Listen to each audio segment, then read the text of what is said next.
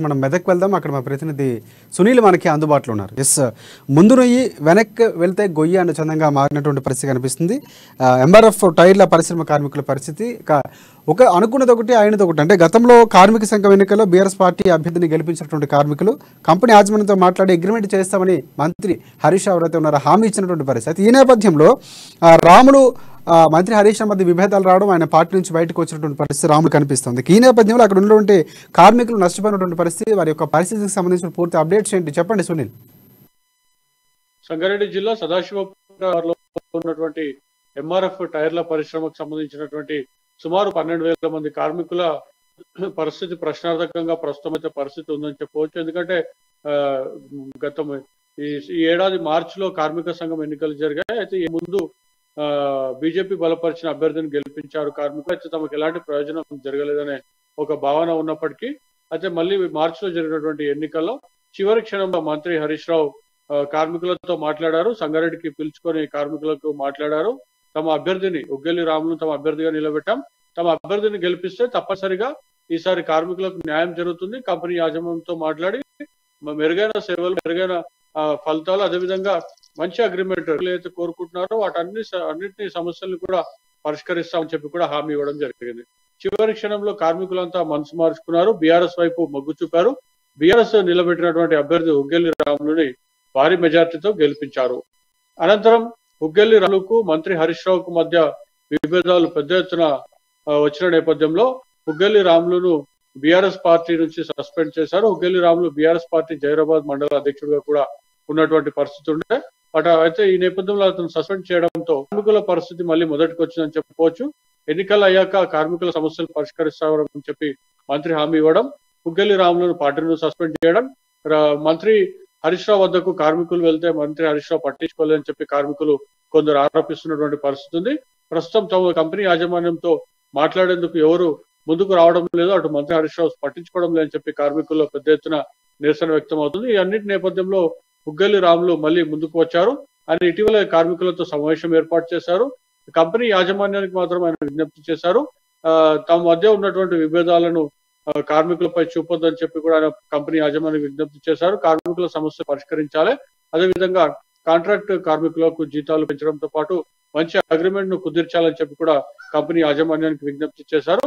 ఉగ్గెల్లి రాముల తరఫు నుంచి అయితే ఈ ప్రయత్నం జరిగిందని చెప్పవచ్చు. కానీ రాష్ట్ర ప్రభుత్వం, ముఖ్యంగా మంత్రి హరీష్ రావు చెప్పినటువంటి హామీ ఇంతవరకు నెరవేరాలని చెప్పి కార్మికులు ఆరోపిస్తున్నటువంటి పరిస్థితి ఉంది.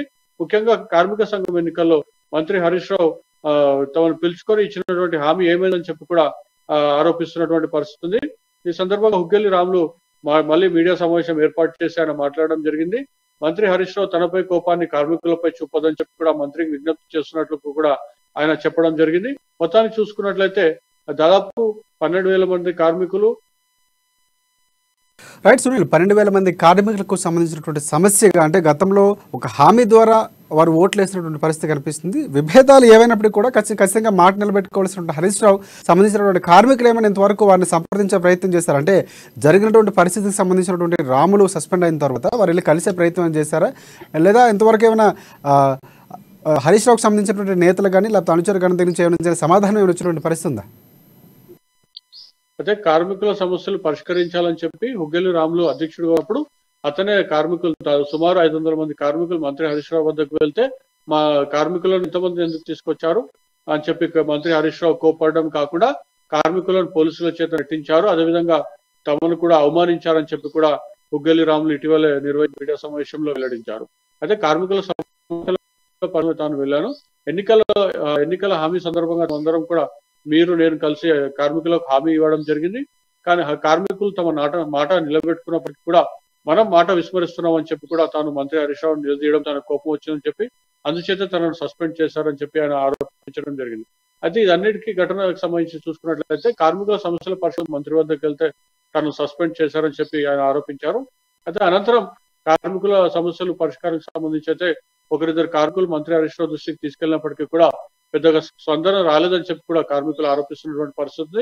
మొత్తానికి మంత్రి వర్సెస్ ఉగ్గెల్లి రాములు అంశంలో అటు కార్మికులు సుమారు 12,000 కుటుంబాలు ఇప్పుడు ప్రశ్నార్థకమైనటువంటి పరిస్థితిలో ఉన్నాయని చెప్పవచ్చు. అయితే వారికి రైట్. ఈ నేపథ్యంలో ఈ కుటుంబాలు ఎవరైతే ఉన్నారో వచ్చే ఎన్నికల ఓట్లకు సంబంధించినటువంటి ఎఫెక్ట్ అనేది ఖచ్చితంగా బీఆర్ఎస్ పార్టీపై హరీష్ రావు పడే అవకాశం ఏమైనా కనిపిస్తుందా? ఈ అంశంలోనే రాములు ఎవరైతే ఉన్నారో వారికి సపోర్ట్గా నిలిచి గతంలో ఇచ్చిన ఆ అగ్రిమెంట్ ప్రకారం ఖచ్చితంగా న్యాయం చేయాలని, విభేదాలు పక్కన పెట్టి వారికి న్యాయం చేసే దిశగా ప్రయత్నం చేయమని కూడా చెప్పినటువంటి పరిస్థితి కనిపిస్తుంది. అది రాములు కలిసి వచ్చే అంశం అని అనుకోవచ్చారమ్మా? ఎంఆర్ఎఫ్ టైర్ల పరిశ్రమకు సంబంధించినటువంటి కార్మికులు సంగారెడ్డి జిల్లాలో సుమారు దాదాపు 4 నుంచి 5 నియోజకవర్గాలకు చెందినటువంటి వారు ఉంటారు. వారందరూ కూడా అసెంబ్లీ ఎన్నికల్లో కూడా వారు ఓటర్లు కాబట్టి పెద్ద ఎత్తున బీఆర్ఎస్ పార్టీకి ఇది నష్టం చేకూరే అంశంగా రాజకీయ విశ్లేషకులు అభిప్రాయపడుతున్నటువంటి పరిస్థితి. హుగ్గెల్లి రాములు మాత్రం కార్మికులను వదలలేదు, కార్మికులతోనే ఉన్నారు. కార్మికుల పక్షాన రాములు పోరాడుతున్నటువంటి పరిస్థితి. తను బీఆర్ఎస్ ను సస్పెండ్, తాను కార్మికులతో ఉంటానని, కార్మికుల పక్షాన్ని నిలిచేందుకు తను సస్పెండ్ చేశారని చెప్తున్నటువంటి పరిస్థితి. కానీ ఈ 5 నియోజకవర్గాల్లో ఎంఆర్ఎఫ్ కార్మికులు బలంగా ఉంటారు. వారందరి ఓటరుగా ఉన్నప్పటికీ కూడా వారందరి ఓట్లకు సంబంధించి కూడా బీఆర్ఎస్ కు పెద్ద ఎత్తున నష్టం తప్పకుండా వాటిల్లో అవకాశం ఉందని చెప్పి కూడా రాజకీయ విశ్లేషకులు చెప్తాను. మరోవైపు కార్మికుల సమస్యలు పరిష్కరించకపోతే హుగ్గెల్లి రాముల ఆధ్వర్యంలో మళ్ళీ నిరసన బాట చేపట్టే అవకాశం ఉన్నట్టుగా కూడా మనకు సమాచారం అందుతుంది. రైట్ సునీల్, ఈ నేపథ్యంలో ఎంఆర్ఎఫ్ కార్మికులకు సంబంధించినటువంటి సమస్య నేపథ్యంలో యాజమాన్యం ఏమైనా స్పందించినటువంటి పరిస్థితుందా? అంటే గతంలో ఇచ్చినటువంటి అగ్రిమెంట్ నేపథ్యంలో ఖచ్చితంగా వారి సంప్రదింపులు అధికార పార్టీకి సంబంధించినటువంటి నేతలు సంప్రదించే అవకాశం ఉండుంటుంది. ఖచ్చితంగా దానికి సంబంధించినటువంటి ప్రొసీజర్ కూడా జరిగే అవకాశం ఉంది. కాకపోతే విభేదాలు రావడం అనేది ఆగిపోయింది అనుకోవచ్చు. అంటే ఈ నేపథ్యంలో వారేమైనా వీరు అంటే కార్మికులు ఆ యాజమాన్యం కలిసినటువంటి పరిస్థితి ఉందా? వారు ఇంతవరకు ఏమైనా స్పందించారు?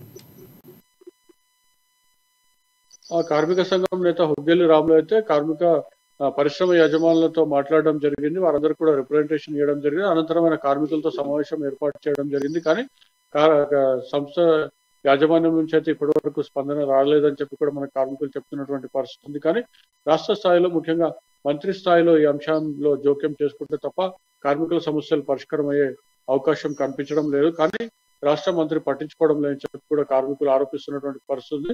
గతంలో బీజేపీ బలపరిచిన అభ్యర్థిని గెలిపిస్తే అప్పుడు సమస్యలు పరిష్కారం కాలేదు. అధికార పార్టీ అభ్యర్థిని గెలిపిస్తే సమస్యలు పరిష్కరిస్తారని చెప్పి కూడా భావించి మేము ఓటేస్తే విరుద్ధంగా జరిగినటువంటి ఘర్షణ కారణంగా మేము ఇబ్బందులు పడుతున్నాం అని చెప్పి కూడా కార్మికులు ఆవేదన వ్యక్తం చేస్తున్నటువంటి పరిస్థితి. అయితే కంపెనీ యాజమాన్యానికి మాత్రం సంప్రదించారు కార్మిక సంఘం నేతలు, ముఖ్యంగా హుగ్గెల్లి రాముల ఆధ్వర్యంలో కలవడం జరిగింది. కానీ ఇప్పటివరకు అయితే స్పందన రాలేదు. వారు కూడా స్పందన కోసం వేచి చూస్తున్నటువంటి పరిస్థితి. ఒకవేళ స్పందన రాకపోతే వారి కార్యాచరణ ప్రకటించేందుకు కూడా సిద్ధమవుతున్నటువంటి మనకు సమాచారం అందుతుంది.